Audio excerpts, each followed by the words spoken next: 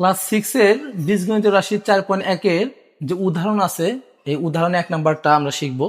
উদাহরণ 1 নাম্বারে কি বলা আছে যে নিচের বীজগণিত রাশি দ্বারা কি বোঝায়। এই যে বীজগণিত রাশিগুলো দেওয়া আছে এইগুলা দ্বারা কি বোঝায়।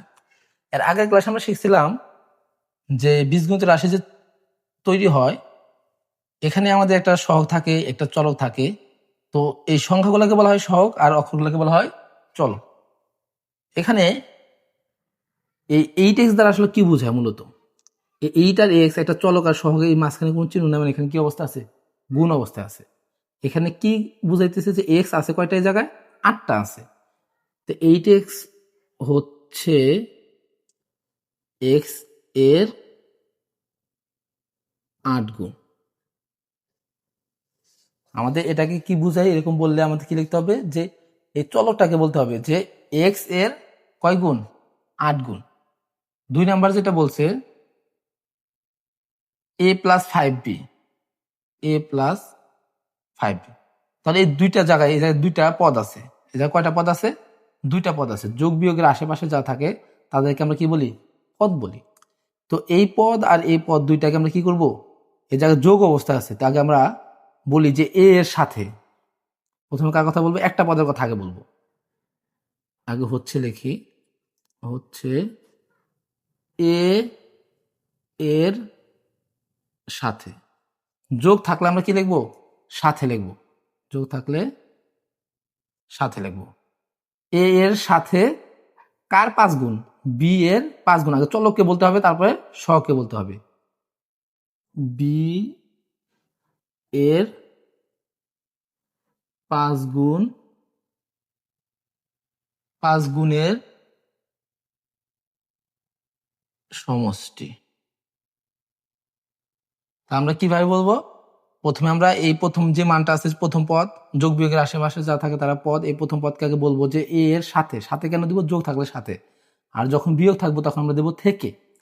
তো বি এর 5 গুণ, পরেরটার আগে চলকের কথা বলবো, তারপর সহগের কথা বলবো। বি এর কয় গুণ, 5 গুণ, কারণ এই দুইজন কি অবস্থা আছে, গুণ অবস্থা আছে। বি এর 5 গুণের দুইটা কি অবস্থা আছে, যোগ অবস্থায়, তাহলে সমষ্টি বলবো। আর যদি আমরা দেখি যে বিয়োগ আছে তাহলে আমরা বলবো বিয়োগ ফল। এখন 3 নাম্বার যে অঙ্কটা আছে সেটা দেখি। 3 নাম্বার বলছে 3x মাস 2, 3x মাস 2, এটাকে কি বলবো।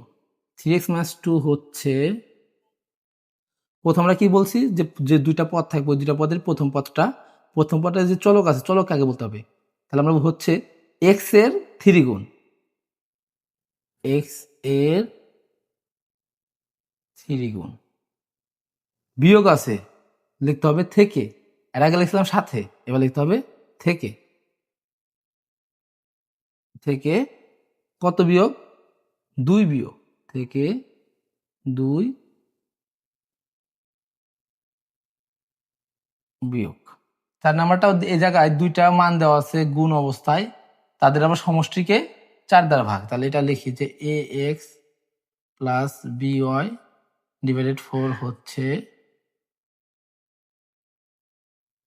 প্রথমে উপরেরটা বলি তারপর নিচেরটা বলি, ভাগেরটা পরে বলি। আগে এক্স আর এরটা বলি। এ এক্স এর গুণফল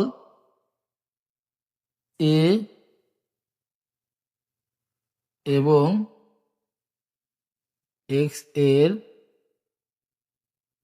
গুণফলের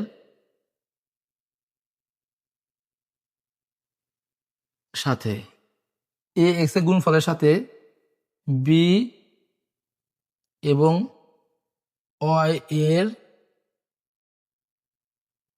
গুণফলের সমষ্টি। এ এক্স এর গুণফলের সাথে বি ওয়াই এর গুণফলের সমষ্টিকে কত দ্বারা ভাগ দিছি, 4 দ্বারা ভাগ। তাহলে প্রথমে এ আর এক্স গুণ দিছি, সেজন্য বলছি এ এবং এক্স এর গুণফলের সাথে। যোগ আসলে দেখে কি হবে, সাথে, বিয়োগ থাকলে থেকে। সাথে বি এবং ওয়াই এর গুণফল, গুণফলের এই দুটো একসাথে করার পর কি হয়েছে, সমষ্টি হয়েছে। গুণফলের সমষ্টিকে কয় দ্বারা ভাগ দিচ্ছি আমরা, 4 দ্বারা ভাগ দিচ্ছি। এর মাঝখানে দাগ আছে, মানে কি, ভাগ করা। এভাবে আমরা ভাগ করছি। এভাবে অঙ্কটা মনে রাখবো।